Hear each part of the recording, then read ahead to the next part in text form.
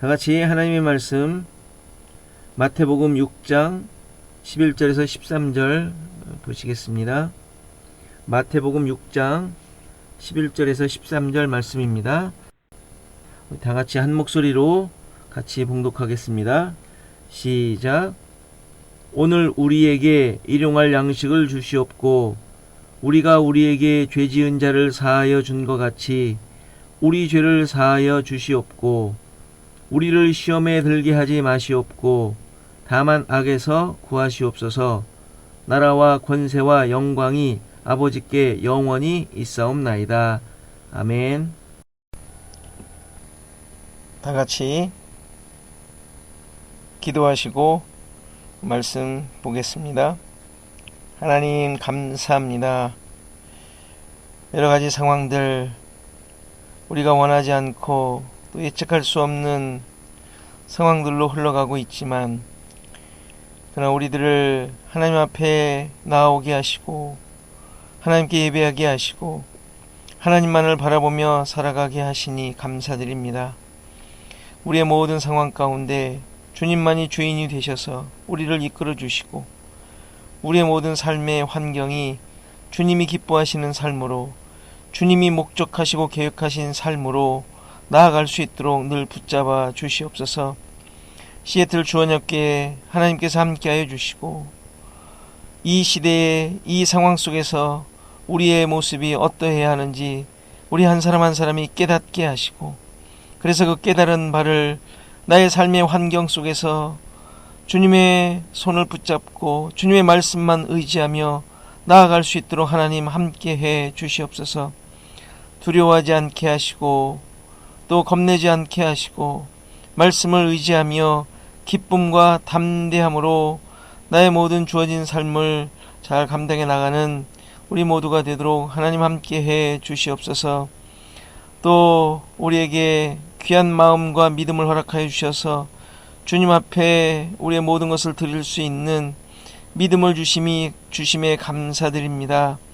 더욱더 주님만을 의지하는 삶이 되게 하시고 주께서 함께하여 주심으로 말미암아 하나님 나의 모든 삶의 영역이 주님의 주인 되심을 드러내는 삶이 되도록 함께하옵소서. 오늘도 말씀 가운데서 싸우니 이 말씀이 나를 돌아보게 하시고 하나님의 뜻을 우리의 삶 가운데 온전하게 이루어가는 귀한 삶이 되는 삶으로 인도하는 말씀이 되도록 하나님 함께하여 주시옵소서. 감사하고 예수 그리스도의 이름으로 기도하옵나이다. 아멘. 주기도문을 크게 세 부분으로 나눌 수 있습니다. 하나님께 대한 간구와 인간에 대한 간구입니다. 그리고 마지막은 송영이죠. 오늘은 두 번째 부분인 인간에 대한 간구 중 일용할 양식에 대한 기도에 대해 생각해 보겠습니다. 주님께서 가르쳐 주신 기도이지만 이렇게 하라는 기준이라기보다는 하나님 나라 백성의 본질적인 모습을 보여주는 것으로 이해해야 합니다. 예수 그리스도로 말미암아 약속된 것 혹은 이미 성취된 것들로 신자들이 이미 소유한 것들임을 잊지 않아야 합니다. 하나님의 뜻이 땅에 이루어지길 간구하지만 앞으로 될 일에 대한 것이 아니라 이미 예수님의 오심으로 하나님의 뜻이 드러났고 그것이 이 땅에서 신자들을 통하여 확인되는 가운데 있기에 땅에 이루어진 것입니다.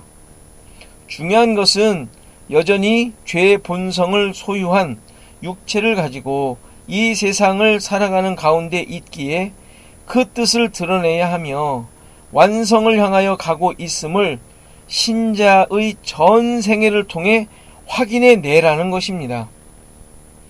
이 싸움을 하느냐 아니면 그냥 세상이 가는 대로 무감각하게 살아가느냐 하는 삶이 신자들에게 있는 것이고 바로 교회를 통하여 긴장하며 깨어있는 삶을 살도록 하신 것입니다. 오늘 읽은 본문의 내용부터는 실질적인 신자들이 현실 세계에서 어떠한 싸움을 해야 하는지를 보여주는 간구라고 할 수 있습니다. 하늘의 뜻이 이루어진 자들로서 땅에 이루어진 하나님의 뜻이 어떤 것인지를 보여주어야 하는 사명이 신자들에게 있기 때문입니다. 먼저 먹을 것에 대한 싸움입니다. 싸움이라고 해서 먹기 위해 싸우라는 말이 아닙니다. 그리고 이 싸움은 신자의 신분과 가치와 기준이 하나님 나라에 있기에 일용할 양식을 구하라는 것은 이 세상에서 육신적 배고픔을 해결하는 것만을 의미하지 않습니다. 그렇다고 단순히 영적인 배고픔으로 생각하는 것도 좀 조심해야 합니다. 이 양식을 통해 육적인 필요와 영적인 필요를 채우는 것은 맞습니다. 그런데 내가 주체가 아닌, 나의 만족이 아닌 하나님의 기준과 뜻에 따른 하나님의 채우심을 말하는 것입니다. 팔복을 볼 때 의에 줄이고 목마름에 대해 생각했었습니다. 의에 줄이다는 말은 하나님이 하신 일, 구원, 십자가에 대한 갈급함을 말하는 것입니다. 이러한 모습이 왜 하나님의 백성들에게 일어납니까?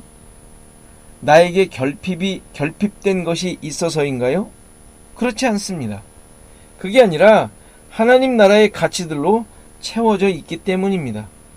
예수 그리스도로 말미암은 구원의 은혜가 나를 새롭게 만들어냈기에 의에 줄이고 목마른 것입니다. 불의를 보고 투쟁하는 것이 아닙니다. 내가 누구인지 어떤 존재가 되었는지를 알기에 지금의 삶 속에서 자신에 대한 안타까움이 있는 것입니다. 이를 위해 하나님께서는 그의 백성들을 이 세상의 삶에서 데려가지 않으시는 것입니다. 진짜 채워짐이 무엇인지를 확인하며 경험하며 고백해야 하기 때문입니다. 이스라엘 백성들을 애굽에서 구출하시고 가나안이 아닌 광야로 이끄신 이유가 여기에 있습니다. 하나님의 백성들에게 자신을 얽매던 애굽의 환경이 없어졌을 때 참된 자유함과 평안이 그들에게 드러나야 했는데 광야에서 이스라엘 백성들은 놀랍게도 불평과 불만이 가득한 모습을 보여주었습니다. 이유가 무엇입니까? 여전히 애굽의 가치를 가지고 살았다는 말입니다. 이미 하나님의 백성의 기준과 가치를 주시고 애굽에서 가지고 있던 것들이 떨어져 나간 상황임에도 불구하고 여전히 애굽의 기준으로 자신을 채우려고 했던 것입니다. 그 증거가 만나입니다. 하나님께서는 만나를 주시면서 목적하셨던 것이 있었습니다. 출애굽기 16장 4절입니다. 그때에 여호와께서 모세에게 이르시되 보라, 내가 너희를 위하여 하늘에서 양식을 비같이 내리리니 백성이 나가서 일용할 것을 날마다 거둘 것이라. 이같이 하여 그들이 내 율법을 준행하나 아니하나 내가 시험하리라. 만나를 주시는데 하늘에서 비같이 내리는 양식이라고 하시면서 일용할 것을 날마다 거둘 것이라고 하셨습니다. 그리고 이를 통하여 내 율법을 준행하나 아니하나 시험하신다는 것입니다. 만나의 목적이 하나님의 말씀에 순종하는지를 보시겠다 하는 것입니다. 이 목적은 광야 생활이 끝나는 즈음에 다시 확인하게 됩니다. 신명기 8장 2절 3절입니다. 내 하나님 여호와께서 이 40년 동안에 내게 광야길을 걷게 하신 것을 기억하라. 이는 너를 낮추시며 너를 시험하사 내 마음이 어떠한지 그 명령을 지키는지 지키지 않는지 알려 하심이라. 너를 낮추시며 너를 줄이게 하시며 또 너로 알지 못하며 내 조상들도 알지 못하던 만나를 내게 먹이신 것은 사람이 떡으로만 사는 것이 아니요 여호와의 입에서 나오는 모든 말씀으로 사는 줄을 내가 알게 하려 하심이니라. 광야 40년을 통하여 낮추시고 시험하셔서 이들의 마음이 어떠한지 명령을 지키는지 지키지 않는지를 알려 하셨다는 것입니다. 그리고 이렇게 낮추시고 줄이게 하시며 만나를 먹게 하신 것은 사람이 떡으로만 사는 것이 아니요 여호와의 입에서 나오는 모든 말씀으로 사는 줄을 알게 하시기 위함이었다는 것입니다. 애굽을 나온 이스라엘 백성에게 만나를 주시는 것이 그들의 배를 채우기 위함이 아니라 하나님의 말씀으로 사는 줄을 알도록 하시기 위함이었다는 말을 하는 것입니다. 즉 너희들은 광야에서 애굽에서 살던 방식이 아닌 하나님 나라의 방식인 하나님의 다스림, 하나님의 인도하심, 하나님께서 원하시는 하나님 백성 되기를 너희들의 양식으로 삼아서 살아야 한다는 사실을 깨우치게 하셨다는 말입니다. 그러니까 하나님께서 이들을 낮추시고 줄이도록 하신 것은 육체적인 필요를 느끼고 그것을 얻어내도록 하신 것이 아니라는 말입니다. 광야는 원래 육체적인 것을 채울 수 없는 곳입니다. 먹을 것, 마실 것, 입을 것이 전혀 없는 곳입니다. 무슨 말입니까? 오직 하나님만을 의지해야 하는 곳이라는 말입니다. 이것이 광야의 의미입니다. 따라서 그곳에서 주어지는 만나는 육적인 필요를 채우라고 주시는 것이 아니라 그것을 통하여 하나님만을 의지하며 그의 말씀에 순종하며 살아야 하는 것임을 고백하도록 하신 것입니다. 이 모습이 의에 줄이고 목마른 자이며 하나님을 의지하고 순종하는 자로 세워지는 것을 배부름이라고 하는 것입니다. 그런데 수많은 신자들이 육적인 줄임과 목마름을 채우기 위해 만나를 구하고 있으며 그 만나로 단지 육적인 만족만 채우려고 한다는 것입니다. 지금 결핍과 부족의 광야에서 하나님의 말씀으로 채우도록 목적하심을 잊어버리고 말입니다. 그래서 하나님께서는 계속해서 이들에게 결핍을 경험하도록 하시는 것입니다. 마실 것과 먹을 것이 없는 상황으로 인도하시는 것은 이들이 여전히 가지고 있는 애굽적인 기준과 가치로 자신을 채우려는 습성을 깨뜨리고 버리도록 하셔서 인도자이시며 창조주이신 하나님께서 주시는 하늘의 양식, 하나님의 말씀, 진리, 예수 그리스도, 반석의 물, 하늘로부터 내려오는 양식, 떡, 이것으로 사는 존재임을 고백하도록 하시는 것입니다. 오늘 본문에서 우리들을 위한 첫 번째 간구의 내용으로 일용할 양식을 구하는 것이 나오는데 이것의 의미가 바로 광야에서 가르치시고 깨닫기를 원하셨던 내용입니다. 일용할 양식이라는 말은 하루 살 만큼의 양식이라는 말이 아닙니다. 거기에 각주, 성경의 각주를 보면 내일 양식이라는 의미, 다른 의미가 나옵니다. 일용할이라는 단어가 여러 의미로 쓰이지만 여기서는 다른 내일의 생존을 위해 다가오는 그날을 위해 라는 의미입니다. 이 기도가 하나님 나라 백성들이 이루어 가야 할 내용들을 가르치는 것인데 다가올 날의 양식을 위해 기도한다는 의미가 전체적인 문맥상 잘 조화되는 해석입니다. 뒤에 나오지만 무엇을 먹을까, 무엇을 마실까, 무엇을 입을까 염려하지 말라고 하셨습니다. 이러한 것들은 다 이방인들이 구하는 것이라고 하시면서 내일 일을 위하여 염려하지 말라고 하셨는데 여기서 그러한 육적인 이방인이 구하는 것을 간구하라는 것은 말이 되지 않는 것입니다. 따라서 예수님께서 구하라고 하신 일용할 양식은 이 땅의 떡이 아닌 위에서 주시는 떡을 구하라는 말씀을 하시는 것입니다. 만나를 통하여 하나님께서 원하셨던 것처럼 말입니다. 광야의 백성들이 가나안을 가는 자였던 것처럼 신자들은 영원한 생명을 가지고 영원한 천국을 소망하며 살아가는 자로서 양식을 간구하는 것입니다. 다시 말해서 지금 다가올 날의 양식을 위해 기도하라는 것은 오늘의 생계를 위한 기도를 넘어서 내일의 일, 하나님 나라의 목표를 위해 기도하는 것이 됩니다. 이렇게 내일의 필요를 위해 기도하는 내용을 실제 광야에서 훈련을 했습니다. 만나를 여섯째 날에 2배로 거두게 하신 것이죠. 만나를 왜 여섯째 날에 2배로 거두게 하셨습니까? 안식일에는 거두지 않도록 하기 위함입니다. 왜 안식일에 거두면 안 됩니까? 안식을 해야 하니까요. 안식한다는 의미가 무엇입니까? 단지 일을 하지 않는 것입니까? 그것이 아니라 안식은 하나님 나라의 완성을 의미합니다. 창조 목적이 완성된 것이고 구원이 완성된 모습이 안식입니다. 이렇게 여섯째 날에 2배로 거두도록 하심으로 안식일에는 하나님께서 주신 것으로만 산다는 신앙을 확인하는 훈련을 하도록 하신 것입니다. 엿새 동안 우리에게 주셨던 것이 정말 하나님께서 주신 것이구나 하는 놀라운 고백을 하도록 하신 것입니다.